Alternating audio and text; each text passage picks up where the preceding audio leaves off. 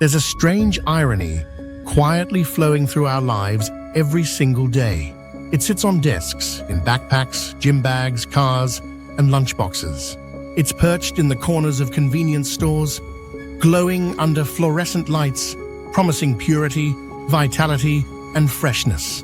Bottled water, something so basic, yet wrapped in mystique, and sold with a markup that makes luxury goods look humble. We don't bat an eye as we pay 2,000 times more for what in essence we could get from a faucet at home. But beneath the sleek labels and crystalline bottles lies a deeper question. What are we really buying? The global bottled water industry rakes in a staggering $350 billion every year. That's more than the GDP of many countries. But for what? The liquid itself is nearly indistinguishable from what comes out of our tap, and in some blind taste tests, it actually is the tap. Yet, we're seduced by branding that speaks of natural springs, volcanic filtration, and rainwater purity. It's not just a drink anymore, it's a lifestyle product, a status symbol, even a statement. We've gone from quenching thirst to buying into an illusion. But let's pause and ask a simple question. When did we lose faith in the water from our own pipes? It didn't happen overnight. It was a slow unraveling, some of it driven by legitimate concern, some by clever marketing, and some by our shifting relationship with public infrastructure. The rise of bottled water isn't just a tale about hydration. It's a story about trust, fear, convenience, and the privatization of what was once considered a universal right. The tap used to symbolize progress. It was the great equalizer. Safe, accessible drinking water on demand was one of modern civilization's proudest achievements. Public fountains were centerpieces of cities, gathering places, even icons of civil rights movements. But as infrastructure aged and media spotlighted a few disastrous contamination events, the public narrative changed. Water fountains became germy. Tap water became sketchy. Corporations saw an opening, and they flooded in. Pepsi's Aquafina and Coca-Cola's Dasani launched in the 90s, turning filtered tap water into a luxury item with the help of slick advertising and pretty packaging. And while they didn't invent bottled water, they certainly made it mainstream. What once lived on health food shelves now dominated entire aisles in supermarkets. People stopped asking where the water came from. They were too busy choosing between hydration for athletes or electrolyte enhanced for balance. But here's the kicker. Over 60% of bottled water consumed in the US is just treated municipal tap water. It's literally the same stuff you already paid taxes for. These companies take it, filter it, slap a label on it, and sell it back to you, often for thousands of times the price. That's not an exaggeration. It's a math problem hiding in plain sight. And then there's the taste. In blind taste tests, many people, even those who pride themselves on being connoisseurs of hydration, consistently pick tap water as their favorite. Not because it's fancy, not because it's sold by a celebrity clutching a bottle in a sunlit kitchen, but because it's familiar, it's refreshing, and in most parts of America, it's perfectly safe. The safety of tap water is something worth emphasizing. While there are certainly regions with serious issues, and we should never downplay those, the vast majority of US tap water is rigorously tested and well within safety standards.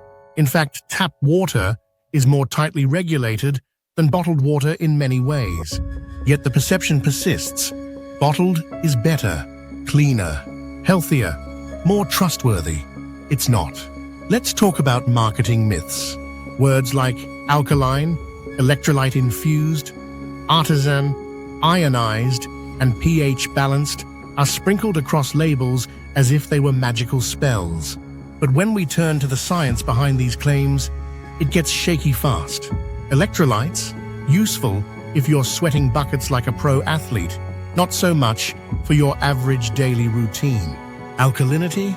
Studies consistently show no meaningful health benefits for the general population.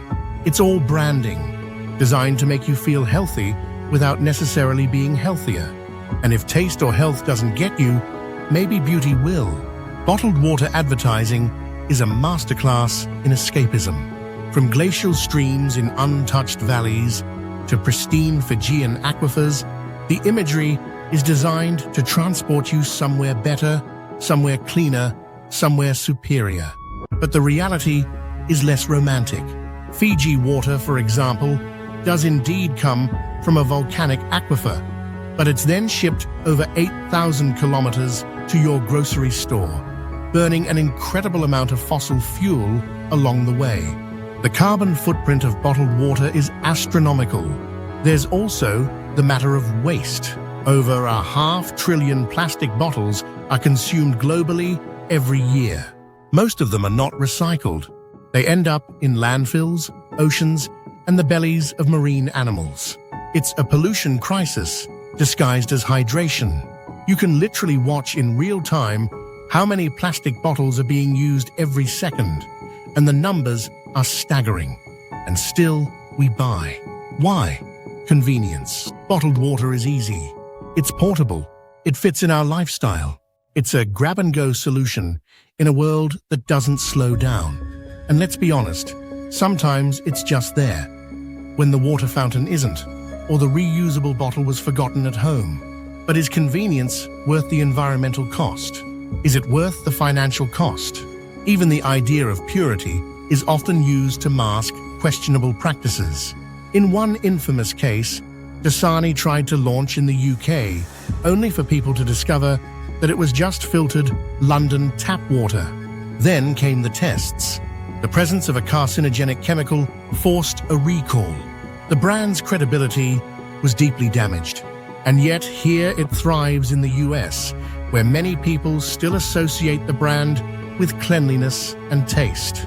Poland Spring, another bottled water giant, faced lawsuits for years.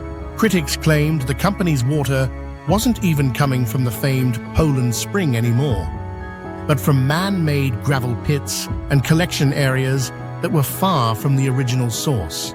Yet the label still evoked a peaceful spring nestled in the Maine woods. That's the power of a good story. This is what bottled water is really selling. A story, a sense of control, a feeling of safety, but it's mostly illusion. What you're buying isn't necessarily cleaner, healthier, or better. It's convenience wrapped in marketing, and it's costing you and the planet a fortune. Now let's pivot. What if we reinvested our bottled water spending into better public water infrastructure? What if we restored our trust in the tap and demanded even higher standards, more filtration, and more transparency? What if we refilled instead of replaced? We need to reframe the conversation. Clean water isn't just a commodity, it's a right. And not everyone has access to it. That's why projects like Team Water exist. It's not just about criticizing bottled water. It's about recognizing that while some of us debate between Voss and Evian, others don't even have a faucet to turn on. Every dollar spent toward improving clean water access matters. Donating to credible organizations that bring clean water to communities in need is one of the most direct and meaningful ways to create change. It's bigger than brands. It's about life. So, as this story winds down, there's a takeaway that feels urgent. Maybe we've been looking at water all wrong. Maybe the answer isn't on a shelf, but under our sink. Maybe it's not about finding the perfect bottle, but fixing the broken system that made us mistrust our own. Drink deeply, not from marketing, but from truth.